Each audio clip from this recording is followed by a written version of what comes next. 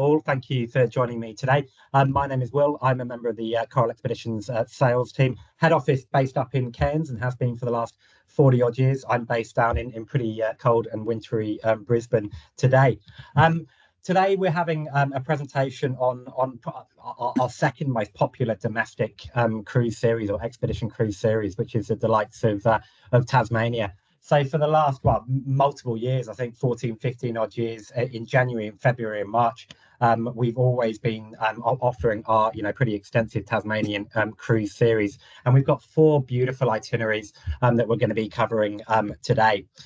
Just to give you a bit of an overview, for any of you who have cruised with us previously, be that in the Kimberley, any of our other, domestic itineraries or beyond into the kind of Asia Pacific international waters, you're going to be kind of more than aware of the style of kind of onboard experience and ashore expedition experience that we offer. But for those of you kind of looking at Coral potentially for the first time, we've been in business now for 40 years, and for those 40 years we've operated with one purpose, which is to take small groups of like-minded explorers to really kind of remote places with expert guidance and that kind of warm Australian hospitality. We're 100% Australian owned company. We cruise under the Australian flag, and we have an almost exclusive Australian onboard crew, admittedly with a sprinkling of Kiwis amongst them. The whole ethos of Coral Expeditions, no matter where we cruise, domestic or international, it's all about discovering really unique and remote destinations and cultures. And it's about maximizing your time ashore. We're well aware that you paid, a considerable amount of money to experience any of our, all-inclusive, true kind of small ship expeditions. And you want to experience, the places that you spend a bit of money to go and experience, basically. So we spend more time ashore, 2 shore excursions as standard per day, outside of our kind of sea days, which is not particularly common. You'll be pleased to hear on our Tasmanian cruise series. And it's all about sharing in the expert knowledge of our expedition crew and guest lecturers and kind of connecting and learning along the way. The aim being that we kind of, forearm you, or when I say we, our guest lecturers and the expedition team, the aim being that we can kind of forearm you to, prior to going to an Indigenous rock art site or a spectacular kind of geological, example, the flora, the fauna, the history, the culture. So you can kind of really appreciate and kind of immerse yourselves in these beautiful kind of wilderness areas that we predominantly visit. And we do it in true expedition style. So it's small groups and no wading. We've got 3 ships in the Coral Expedition fleet, 2 of them, of which one of them is on the screen there. 2 of them have a maximum capacity of 120, but the ship that we're going to be using, Coral Discoverer, for our Tasmanian cruise series, has a maximum capacity of 72 guests on board at any one time. But I'll come on to that in a little bit more detail shortly. The main thing being that with those kind of small groups and our unique explorer tenders, which you can see off the back of the ship there, and again, I'll come on to in more detail shortly, they allow us to on and off board our entire ship's complement in under 15 minutes. And again, in reverse for the onboarding procedure. So it allows you, there's no queuing, there's no waiting for your kind of shore excursion time, which is a very, very different experience from some of the kind of big ship cruise lines out there. And as mentioned, we have a pretty much exclusively Australian crew. Coral Expeditions are actually the premier employer of Australian maritime crew, which is a little bit depressing in a way. But no matter where we cruise, from the Kimberley to Tasmania to beyond in international waters, you get that kind of very much same onboard experience, relaxed, informal, and really kind of engage with that kind of true blue Australian onboard environment. So just moving on to the ship quickly. Whilst I mentioned that we've got 3 ships in the Coral Expeditions fleet, the ship that we use for our Tasmanian season is the Coral Discoverer, seen here on the screen. She's actually our smallest vessel, kind of a yacht-like experience, and with the previously mentioned maximum of 72 guests on board, spread across 36 staterooms. It's that kind of intimate kind of small ship experience that Coral Expeditions are known for providing. And again, with those low guest numbers, there's no queuing, there's no waiting, and we ensure that we kind of don't overwhelm fragile environmental sites and communities that we visit along the way. Excuse me. If any of you need any more further information on the Coral Expedition fleet, please jump onto our genuinely excellent website, where we give you full detailed ship layouts, deck plans, walkthrough videos, loads of images, that type of thing. So please jump on and peruse to your heart's content. All you really need to know at this stage is all of our cabins are outward facing. So we have no internal cabins at all. Many come with private balconies. All are en suite. And like I say, there's a large range of both kind of in and outdoor public areas that allow you to kind of sit back and relax. Usually, I must say, with a cheeky G&T or glass of wine in hand, and just sit back and watch the absolutely stunning, Tasmanian vistas drift by. So what is the kind of guest experience on board? Well, straight away in this image, this is taken from the top deck, the Vista deck on Coral Discoverer, the ship that we use here for the Tasmanian season. So it's a beautiful, really popular area on the ship, once we've come back for our twice daily excursions, basically. But the onboard kind of experience is based around, two things, basically. The absolutely kind of superb food and wine experience, and I'll come on to that shortly, and the full schedule of lectures and presentations from our kind of guest lecturer and expedition team. It's an all-inclusive experience on board, with alcoholic drinks included during lunch and dinner service. Any additional drinks outside of that, alcoholic drinks, I must say, would come in an additional expense. But it's small batch cuisine. I've actually just returned from a trip into the Kimberley a few weeks or so ago, and I was just blown away by the quality and importantly for me the quantity of foods involved. So breakfast is both a hot and cold buffets, basically. Lunch has a deli section, a salad section, but also a range of hot dishes. And then in the evening, it's an a la carte, so you can kind of pick and choose what you want to dine on for the evening meal. But it's high quality, small batch cuisine. We have open galleys on all of our ships, so you can kind of see your food being prepared. And if you're looking for that extreme luxury, white jacketed waiters, chandeliers, fine French dining with foams, that type of experience, that's just not what Coral Expeditions offers. And there are plenty of lines that you can potentially experience, but we go for that kind of true small ship, true expedition, and the quality of the food and wine on board is genuinely superb. So the top right hand side of the images is just one of our kind of guest lectures from our expedition team underway. So as I've mentioned, outside of the food and wine and outside of your twice daily shore excursions, which can go up to 2 or 3 hours each excursion, so you could be off the ship for 4, 5, 6 hours each day. And then outside of your 3 absolutely beautiful meals, there's not a vast amount of downtime to fill. But when there is, we provide that, those lectures and presentations from our guest lecturers who are chosen for their, specific local knowledge, be it here in Tasmania or likewise when we cruise in the Kimberley and beyond into international waters. We've got an open bridge policy on the top left-hand side of the screen there, and we actively encourage open interactions between our guests and crew. And if you look at any of the reviews of Coral Expeditions online, right at the top is the superb Australian crew who, whilst they're informal, laid back, it's still a very, very professional and kind of premium onboard experience. And like I say, as mentioned, relaxed atmosphere and warm Australian hospitality, no matter where we travel. It's a kind of cut and paste from the Tasmania or the Kimberley. No matter where we travel, you're going to have that, really beautiful. There's no dressing for dinner. There's no assigned seating, that type of experience. So relaxed, informal, no matter where we cruise.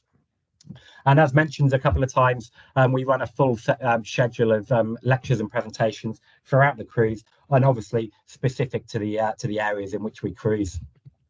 And then all of our activities, both on board and ashore, are led by our genuinely expert guides and expedition team. If any of you have cruised with us in the Kimberley or Cape York and Arnhem Land previously, you'll probably recognise Ian Morris on the left-hand side of the screen there, one of our most experienced kind of guest lecturers / expedition team. Actually, he doubles a little bit as both. Absolutely superb, and he specialises in the top end of Australia, but he's the kind of perfect embodiment of a Coral Expeditions guest lecturer. So if you're going to take anything away from this presentation at all today, and you're new to Coral Expeditions, it's the following couple of slides, and these are our what we call our explorer tenders, the safari jeeps of the sea. These are entirely unique to Coral Expeditions. We've designed and built these ourselves, and they provide, you know, absolutely the perfect conduit between our motherships and the really kind of remote wilderness areas that we, you know, predominantly travel to. You know, you can read some of the benefits on the screen there, but I'll just point out a couple of them. You know, comfortable seating. That's a biggie. You can be on these explorer tenders, you know, for up to, you know, 2-3 hours when we're just going through, you know, exploratory cruises through the creeks, rivers, you know, coastlines of Tasmania. And take it from me, you know, sitting in excuse me, sitting in a more traditional Zodiac inflatable, which we also have, is you know, loses its enjoyment after the first kind of 10-15 minutes, particularly when you're sitting in inclement weather, be it that, you know, baking sunshine, or probably more commonly in Tasmania, a bit of drizzle and wind, basically. So you've got protection from the elements. We've got drop down see-through windows that we can put there. You've got a roof there by sun and rain, and there's a toilet on board for that kind of remote convenience. And that might not sound like a particularly big deal, but, you know, many of the places we go to, particularly in Tassie, are you know, completely away from any, you know, usual facilities, basically. So it stops the need for regular trips back to the mothership for toilet breaks, which is going to interrupt your kind of expedition experience, and stops the need to you know, find the closest bush or have a quick dip in the ocean, which is probably inadvisable in Tassie due to the pretty cold waters, even in summer, I believe. But it has a drop-down ramp, so top left-hand side of the screen and top right-hand side there. On the left is what we call a dry landing. So we will just pull up to a really, you know, remote beach or rock platform, wherever it may be in Australia or beyond. We can drop the ramp down and then away we go. So it's a really simple kind of you know, landing procedure. Up on the top right there is what we call a wet landing. As the name suggests, it means we can't get you quite onto the dry sands, so we will drop you off in nothing more than, you know, 10, 15, you know, 20 centimeters of water, basically. So again, we recommend you either take your shoes off for a wet landing, or a lot of our kind of guests bring those kind of dual purpose wet and dry kind of beach landing shoes, basically.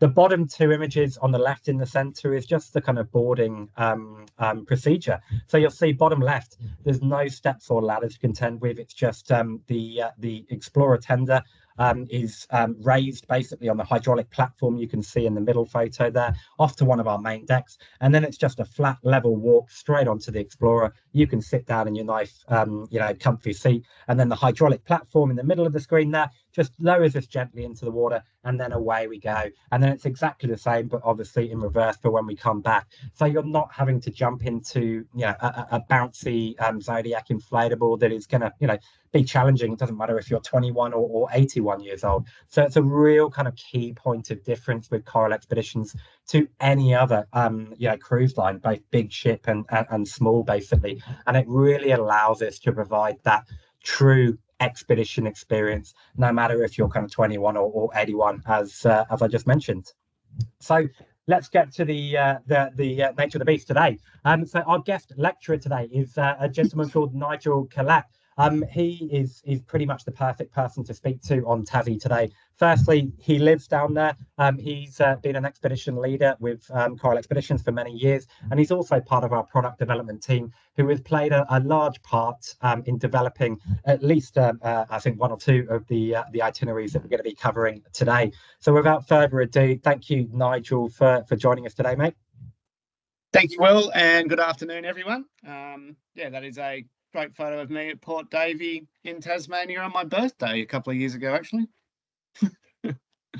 And look, Port Davey, we've got a slide coming up as well, but look, Port Davey on you know, 3 of the itineraries that we're going to be covering today, I think is an absolute major highlight. We're one of the very few, if not only, kind of commercial operator that accesses Port Davey. It's in a really remote part of southwestern Tasmania. And, you know, for any of you lucky enough to go there, I believe it's one of the true kind of bucket list experiences for Tassie Expedition Cruising. Yeah, absolutely, Will. It's we normally spend sort of 2 to 3 days down there, so we'll probably cover that a little bit further on in the slides for the different trips. Well, look, without further ado, we'll move on. So we just got a few kind of generic slides before we get into the kind of specifics of the itineraries we're going to be covering today. So over to you, Nigel, and let me know when you want me to move on, and I'll work my magic. Thank you. So I really enjoy the Tasmanian itineraries. I think it's one of the best places that we go as far as a company, especially, so we do spend 2 to 3 days down there in Port Davey, and unless you know someone in Tasmania with their own yacht, it's very hard to get into. And it's just absolutely stunning, pristine, World Heritage listed area. There's a lot goes on in the back with Tasmanian parks to actually, so that we do have the permits to visit a lot of these areas as well. And now that I'm in product, I realise just sort of how much work and how the company is respected by Tas Parks, that we are actually allowed, one of the very few operators that are allowed in there. The only other way else to get in there is to fly in and do an 8-day hike back out of there. So going in by Coral Discoverer is an amazing opportunity there. And just some slides, that's Port Davey once again, and some of our native flora there, and some very unique geology as well as we move through. More of our wildlife.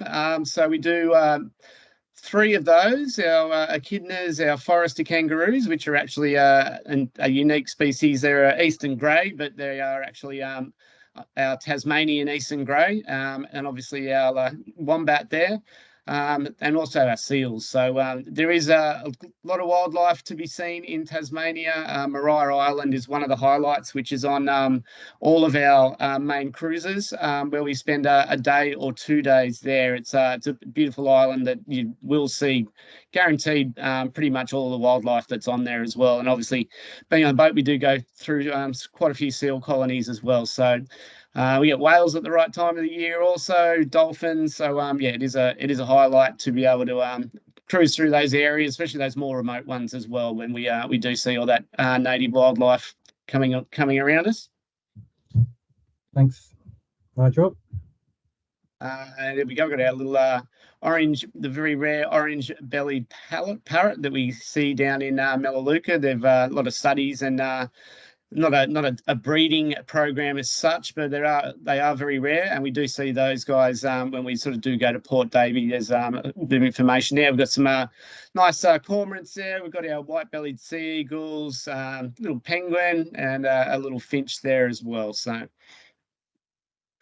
plenty of opportunity for bird life. So obviously Tassie, amazing sort of history there. You got Port Arthur, which we visit in there. That's a UNESCO World Heritage Site. We spend a morning there. We get guided around by their guides on that one. Expedition team gets to take a step back and listen to their guides take us through there.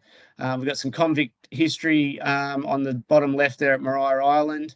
And then we're down, obviously, our Aboriginal content of Tasmania as well, especially Melaleuca, and through those areas that we visit. So the itineraries are sort of well balanced between sort of nature, culture, and sort of getting and our hiking, our walks as well that we do. So they're quite well rounded, and they touch sort of all bases as we cruise through Tasmania. Thank you. And look, that just gives you a bit of an overview kind of on kind of Tassie before we kind of get into the detail of the next few itineraries. So the first one we're going to be covering today, the flavours of Tasmania. So 8 nights, Melbourne to Hobart, departing in December later this year. This is a new itinerary that Coral Expeditions have been offering, and partly the reason I wanted Nigel to join me today, despite the fact he's a kind of proud Taswegian and lives down there and has a bit of local knowledge, having done the trips many times, is he's been responsible for kind of building and developing this particular itinerary. So look, without further ado, we'll just jump into the first slide, Nigel, and we'll take it from there. Okay, thank you. So yeah, this is a new itinerary. This is going to be on the Coral Adventure as well. So after Hobart, she'll be heading over to New Zealand to do the New Zealand side of the year over there. So we put a lot of thought into doing something a little different. So we've focused on a culinary cruise of Tasmania. Obviously, Tassie very well known for its wines and gins and food and whiskies, etc., etc. So when I was putting this itinerary together, it was about going to places, one that had very safe anchorages, so we knew we could go because we are using quite a lot of third-party operators. So basically the premise with this cruise is to go and actually meet the people behind the wineries and the food and the other places that we visit. And everyone was very forthcoming. They all really wanted to get on board.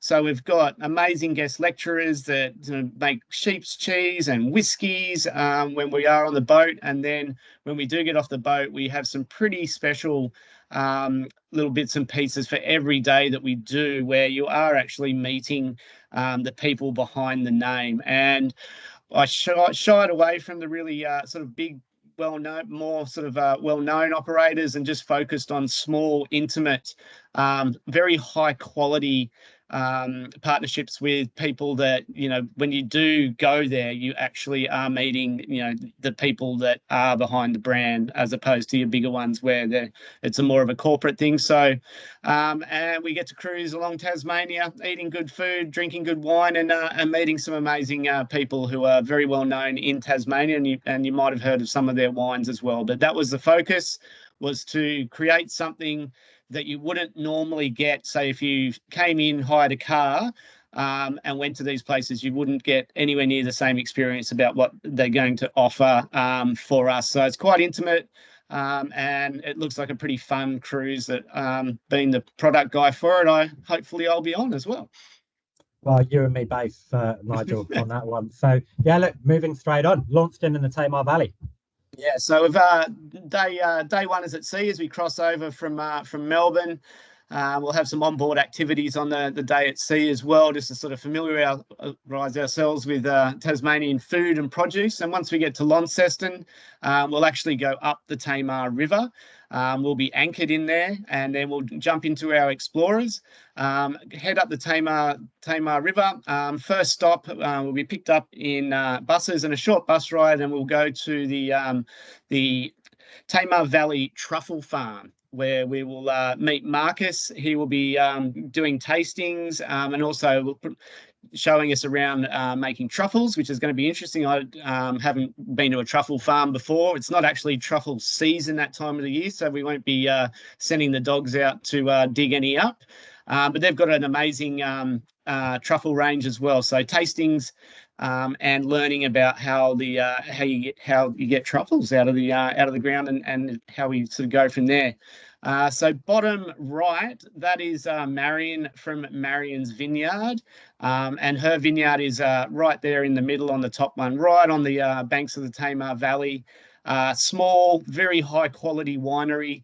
We'll be going there for a couple of hours, where we'll be taken through the vineyard, through the cellar door. They're going to crack open a couple of bottles of their reserve, and it's going to be a local tasting plate for that day as well. So you're going to be able to choose your own tasting plate, have it. Hopefully the weather is good. Generally at the time of the year it's quite nice, but we're covered if not. And just meet Marion, learn about the wine making, and then sample a lot of local produce as well. And she has her own jetty, which is one of the reasons I also wanted to, and just the beautiful location there. So if the tide is going to be good for us, we'll just go straight off the jetty after that onto the explorers, and then head back to the ship. So that should be a really nice start to day one. Day two, we will be off to Flinders Island. So we do this Flinders Island on the circumnavigation of Tasmania, and I thought it was a really nice addition to add into this trip as well.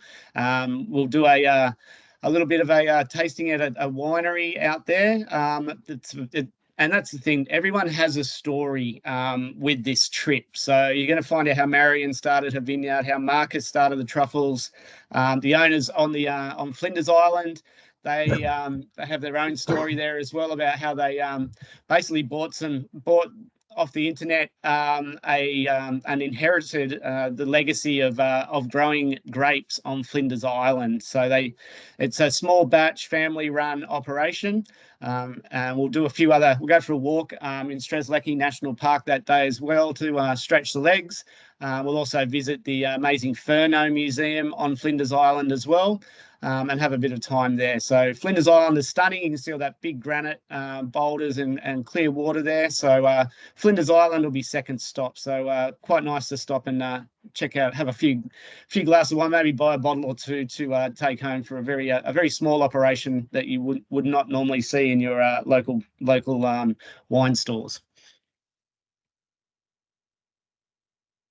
And day 3, we are off to Freycinet National Park. So once again, with this itinerary, there's some walks in some beautiful places, but generally food focused and wine focused for some part of that day as well. So we'll have a few walking options. For those that would like to, we'll go up to Wineglass Bay Lookout, very iconic. We land on Hazards Beach, which is the bottom left slide there. And we will there's 3 different options depending on how everyone's feeling. We can either do a short walk, a long looped walk around the Hazards circuit, and then we can see Freycinet Lodge there, top left and bottom right picture there. We'll be after around about 1 o'clock, we'll be landing on that jetty. Strolling up there to the outdoor area where we'll be having a Freycinet Lodge is putting on a beautiful local tastings, share platters and wines and local produce for us for the afternoon. So that'll sort of run over a couple of hours. We're in no rush to leave that day. People can go for a walk down the beach or continue on having sampling some more wines and beverages. But it's a beautiful spot. And once again, pretty unique to be able to get a group in there for those guys to put on something like this for us. So that should be, once again, another pretty special day in a really beautiful location. And then the next day we will be dropping down a little bit further south into the Tasman Peninsula. I'm quite partial to this area. My partner and I have 12 acres down there in a little cabin that we spend a lot of time with. So it wasn't too hard to go and see some of our neighbours and put this together. So you've got Bill McHenry. He lives on the hill behind us, actually. He was one of the first gin makers in Tasmania. And he's got a really interesting story about he left the corporate world behind, bought a big patch of land with a natural spring on it and decided to become a distiller. So he will be guiding the tour around the distillery. You'll learn how to make gin. You'll learn how to make beer for the morning. So basically, this day will run because with Coral Adventurer, we might have up to maybe sort of 80, 90 people on this one. So we will split the group. So in the morning, one group will go and do Bill's tasting. The other group will go and see some icons like the tessellated pavement, the lavender farm, and other points of interest there. Then those groups will swap over in the afternoon. Now, top left is our local mayor and his family. They came from WA and bought the farm there. So they run Black Angus and then they have set up Premedina Winery as well. So they've only just converted their cellar door, which used to be their house that they brought their kids up in. So it's a gorgeous little farmhouse that's been converted into the cellar door. They're going to put on a amazing little tasting plate for us, and everything that we eat that day, it's got 360-degree views on top of their winery there, and everything that we eat will be from somewhere that we can actually see from up there. So they're very keen to have us there, and their story is really interesting about how they came to a small little part of Tasmania, set up a Black Angus beef, a winery, and he became the local councillor as well. So great little story there with those guys. And once again, those groups will swap over in the afternoon. So if you haven't done a morning gin tasting, you'll be off to do an afternoon one, and the other group will be off to some of the interesting locations around the peninsula before we head back to, I guess, our next slide, our evening event. No, that's our last epic event. So after we got Bangor in there, Will? I can't remember. I'm not, if it's not on this screen. Apologies. No, cool. All right. So after that one, so this is a big day out this the Tasman Peninsula. After that, we'll jump back in the buses and we will head to Bangor Wines, which has got a connection to early convict history from the 1830s. It's still the same owners and still the same family. And Matt Bangor, you might have heard of Bangor Wines, but it's still another small operation, and we'll be having a signature event dinner at Bangor Wines that night. So this will go for around about 3 to sort of 4 hours. You'll meet Matt. There'll be tours and his story and the convict history, and also a lot of really good connection with the local Indigenous too. So that will be the big day out in the Tasman Peninsula. We'll be anchored up pretty close to where the Bangor winery is, and so it'll be just a short drive to jump on the Explorers and head back to the boat for probably a good night's sleep after that day, I think. And another in between, once we head down towards, that's the kiln there, that's on our last day. So that the following day we're going to do a cruise. We're anchored in up around Bangor. We've got a couple of very well-known Tasmanian produce makers will come on board while everyone's at dinner. And then the following day, we're going to do a coastal cruise down the south coast of Tasmania, and they're going to be doing onboard presentations and tastings of their amazing local produce for the day while we sail down through Bruny Island and head down towards the bottom of Tasmania. So that will also be a great day and quite intimate on board, with some really interesting and diverse people that will be coming on board that are well known in the industry. So that will also be another good day on the boat. And then we finally, on the last day, we end up in the Huon Valley. We'll go up the Huon River. We'll get off at the Franklin Wooden Boat Centre, where we'll the local volunteers. This is the only wooden boat centre in the world where you can actually still do a course in learning how to make wooden boats. They're very passionate, the volunteers. We go there on our other trips. They love having us there. So we'll spend a little bit of time there before we'll get picked up in a bus and a short ride out to the kiln, which is on the left there. Beautiful historic building.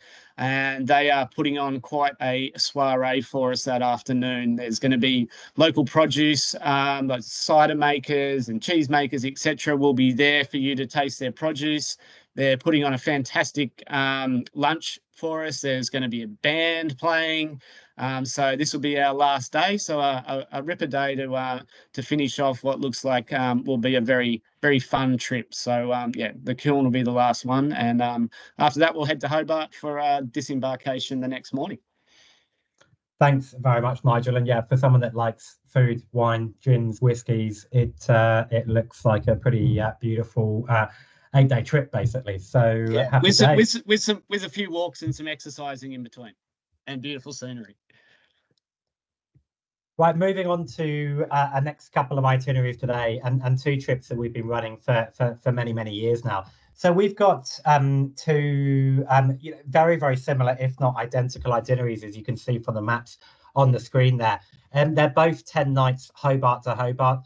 Departs, coastal treks of Tassie departs January each and every year, and then the coastal wilds of Tasmania in January and February each and every year. So we've obviously relatively recently finished our most recent Tasmania season for kind of January, Feb and March.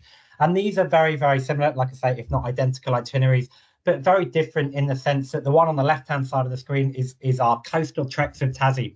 So this is designed and built around, a number, kind of 4 or 5, pretty significant, whole day coastal trekking opportunities. So it is geared for that type of clientele who who want to get off at these, spectacular locations, but they want to kind of push themselves a little bit physically and get up to some of these, absolutely spectacular viewpoints. Some of the southeastern and southwestern, coastal tracks and paths of Tassie are world famous for a reason, and we get to enjoy, multiple sections of those as well.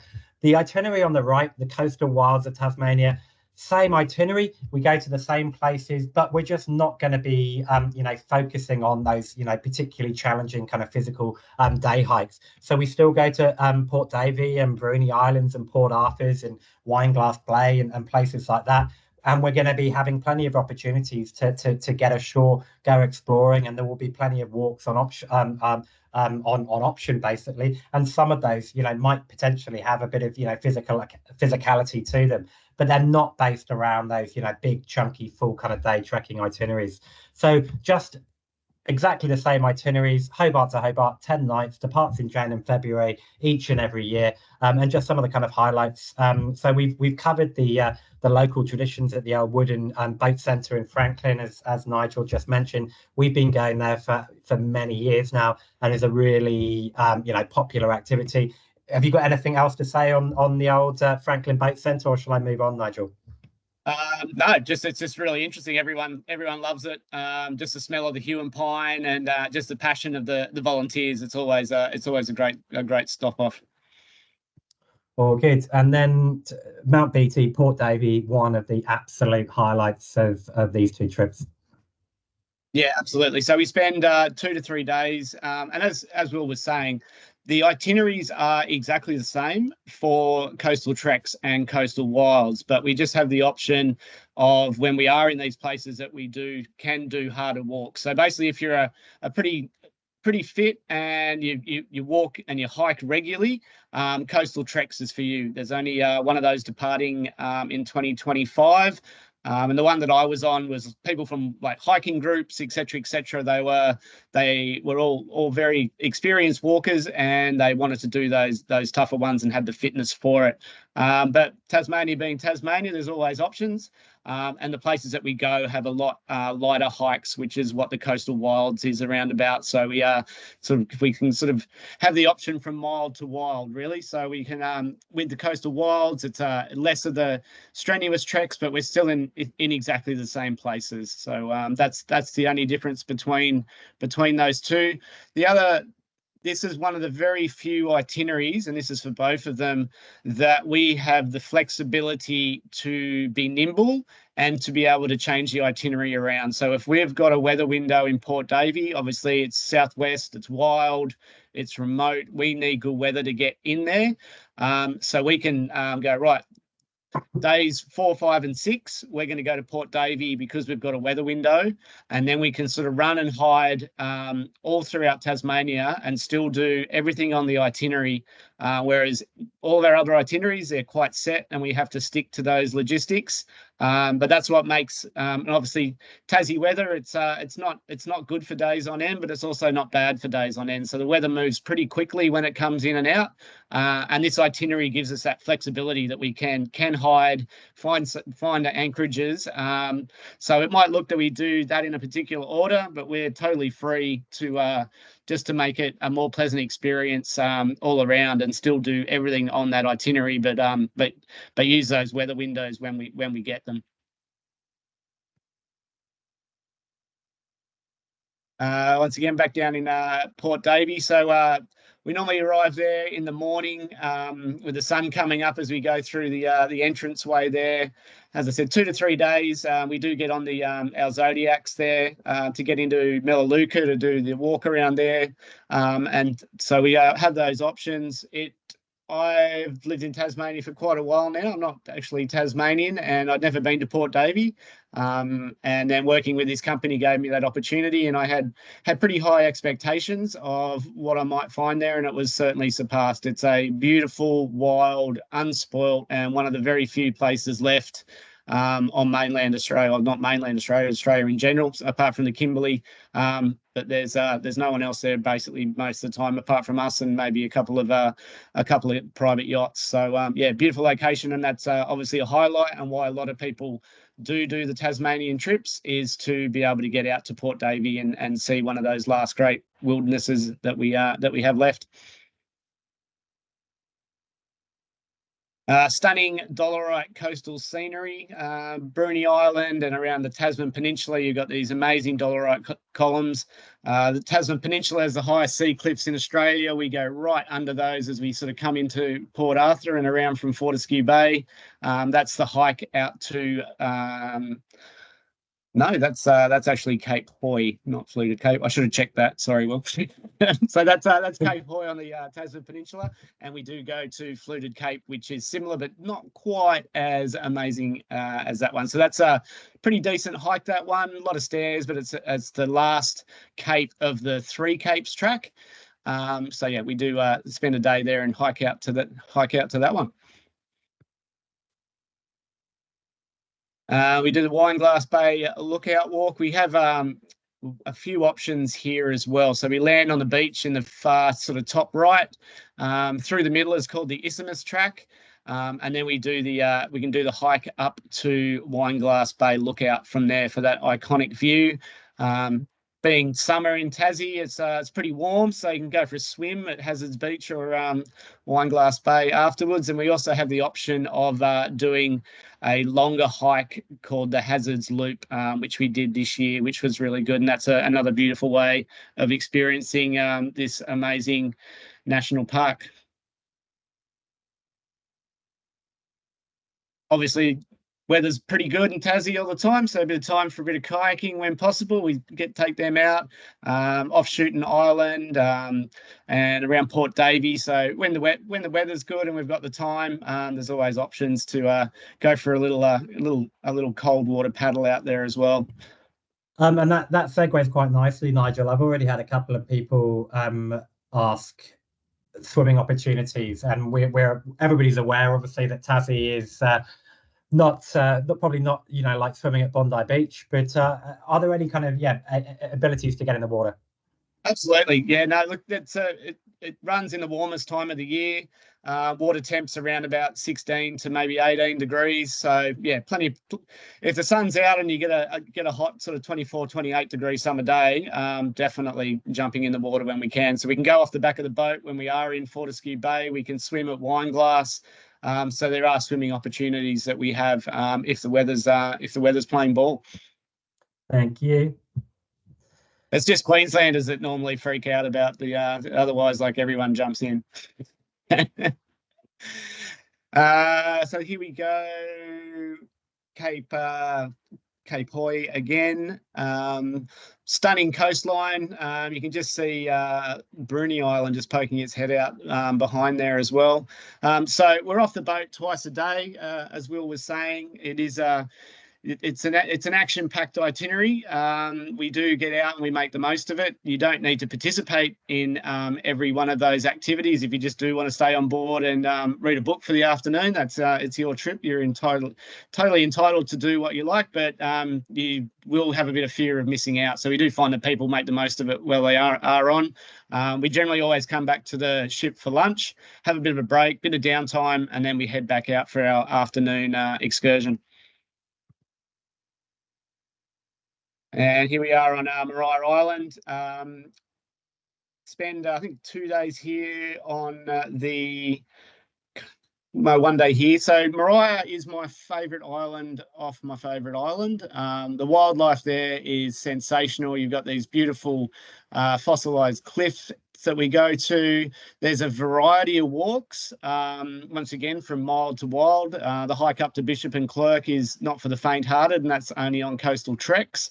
Otherwise, we cruise around the different walks. There's a huge amount of wildlife. You're tripping over wombats. They're everywhere. So it's a really good nature experience. And you've also got the old sort of colonial settlement there as well. So some really cool history, and some people some of the early people that tried to sort of make businesses work on the island. So good history, great natural assets, and it's always a really good day at Maria. Thank you, Nigel. And that's the top of Bishop and Clerk for Coastal Treks. I think I was on that one. As you can see, weather's beautiful. Nice sunny day in Tasmania. You can just see up the back right there. That's actually Freycinet National Park up behind there. So, like, Tasmania isn't too big, and it enables us to sort of we're not spending a huge amount of time trying to get to destinations. It's normally a short little overnighter. Head down the Blue Road, and we're ready to go again the next day. Thank you. And just moving on to our full circumnavigation of Tasmania. So it's 16 nights, Hobart to Hobart, departs Jan and February each and every year. So obviously the kind of bottom right and left-hand side of the itinerary from Port Davey to Wineglass Bay are pretty much a kind of cut and paste of the kind of coastal wilds and the coastal trekking itineraries that me and Nigel have just covered. So the following slides, I think, are just going to be kind of what you see in addition for those kind of extra 6 nights on board. So once again, back at Port Davey. So we spend 2 to 3 days in Port Davey, generally around about 3 on the circumnavigation. And we come down the wild west coast to get into Port Davey once we sort of depart up at Stanley. So this itinerary is fixed. We have places to be and bookings that we need to go. So we don't quite have that flexibility. Once we get into Port Davey, even if it is a bit rough on the outside, that is a very protected port that once we get in there as well. So even on the west coast, but our boats are designed to sort of handle a little bit of swell, but it is Tasmania, so you can expect a rough passage on the circumnavigation probably at some point. Because we can't, especially the west coast, because we can't really duck in and hide anywhere until we actually get into Port Davey, where it's nice and calm. And it's a huge area as well. It's a lot bigger than what I was expecting. It's a massive area of wilderness there. Stanley. See, once again, beautiful sunny summer in Tasmania. So we anchor just on the other side. That is an iconic little mountaintop called the Nut. There's a little chairlift ride there that we go up, and there's a walk all around the top of the Nut there in Stanley. We're actually at Highfield House, where this photo is taken, which has a very it's a bit of a dark history, but a history nonetheless on sort of early settlers in Tasmania. So once again, we cover that history. We cover the natural assets as well, and and then you get a little bit of free time to wander around that beautiful, quaint little village of Stanley on your own. We have our signature event. Once we go and get into the Tamar River in Launceston, we go to a couple of different places there. On day 1, we go to the Platypus World and Seahorse World. There's a little bit of free time as well in Launceston that day. And then we head out to the very well famous Joseph Cromie Winery, where we have a signature event dinner and tastings. I have been to that one. It's quite an affair, and everyone loves that one. So once again, we come down the Tamar River, we jump onto a couple of buses, and we head out for a signature event at a very famous and well known and high quality Tasmanian winery. It's a beautiful spot. And the Tamar River, once again, back on a lot of kayaks in this one. Well, we're kayaking everywhere through Tasmania. So once again, 2 days in there. So on our way out, we'll go and visit Low Head and the Lightkeeper Lighthouse there, which has got a really interesting maritime history. We're normally taken around by one of the local lighthouse keepers. There's a little museum there as well.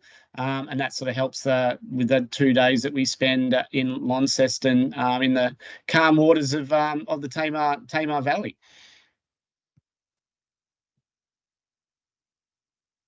Deal Island. So once again, we've left mainland Tasmania and we're heading up into the Bass Strait. And we visit Flinders Island, which I touched on with the first Flavours of Tasmania cruise, and then we go to Deal Island. So it's very remote, very beautiful. There's sort of light. There's parks volunteers that spend 3 to 6 months on Deal Island during the summer. They do the maintenance and do the weather reports and keep an eye on everything. So they're always very happy to see some people to have a chat. But yeah, stunning part of the Furneaux Islands in the Bass Strait. In the afternoon, weather permitting, we normally just spend time on the beach and take the kayaks over and go for a swim. There's a nice little walk right out to the lighthouse. So we'll spend a day on Deal Island. And Flinders, as you've mentioned. Yeah, so pretty similar to we just got a little bit more, generally a little bit more time there with this itinerary. So yeah, it's pretty similar things. Strzelecki National Park, go to the winery, Furneaux Museum, and if time allows, we'll do a couple of little extra things there. So we use a local operator that we've been using for a long time. So yeah, it's another good day out and a great way to see something that's be on Flinders Island, which is generally quite hard to get to. And that is the cape down at the Tasman Peninsula. That's actually known as the Blade. Tasman Island is right behind where this picture was taken. So if conditions allow, we'll sail the ship between Tasman Island and that stunning dolerite landscape there. So yeah, it's pretty. That's the second of the three capes on the iconic Three Capes Tasman walk down there. But yeah, there's no other part of Australia that of sea cliffs that actually looks like that. It's a pretty amazing sight. We normally try to do that cruise with the sun coming up, lighting up those pillars. Thank you, Nigel. And look, I'm very aware, guys, that I'm going dramatically kind of over my kind of 45-minute window. So apologies. Our final cruise, or as part of our kind of Tasmanian cruise series each and every year, is quite a niche level product. It's called a yachtsman's cruise, for the obvious reasons that it follows the Sydney to Hobart yacht race, starting obviously, as I'm sure I don't need to tell you, on Boxing Day each and every year.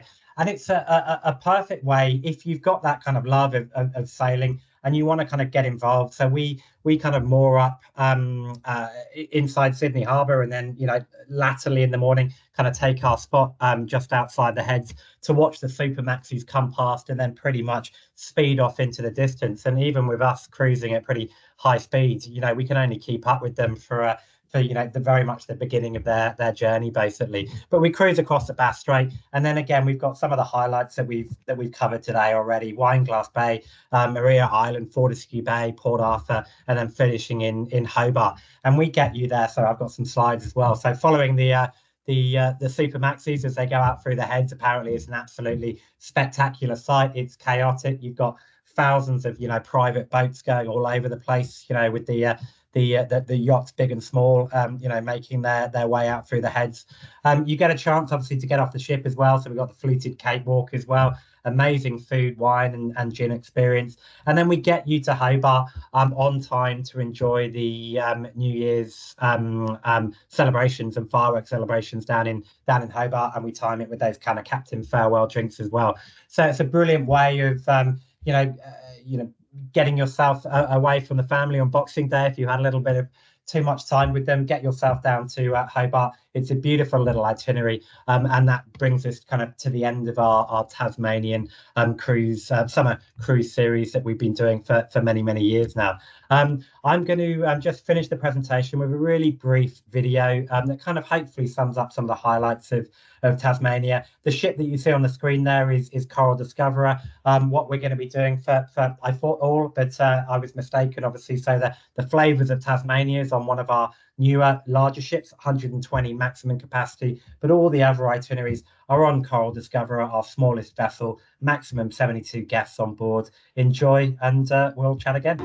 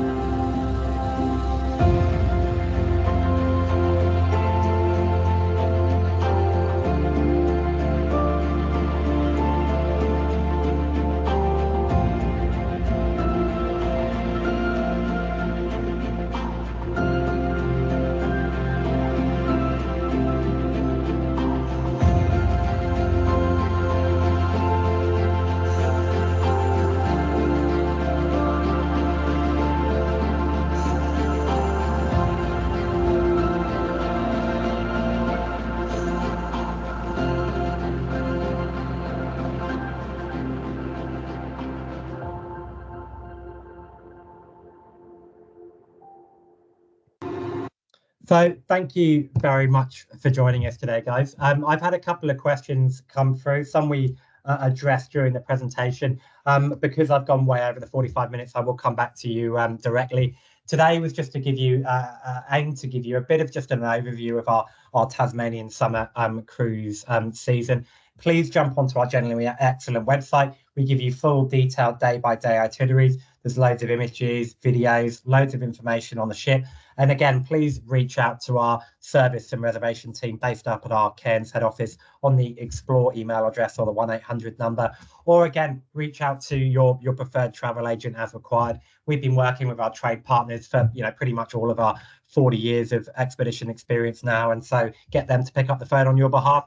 And hopefully, if you've booked on one of our Tasmanian trips in early 2025, you're going to have a spectacularly kind of beautiful experience. If you're kind of considering your options, hopefully it's inspired you to do some more research and pick up the phone or call your travel agent. But a massive thank you to you, Nigel, for providing a bit of local knowledge and kind of context that I wouldn't be able to provide in so much detail. So I appreciate your time.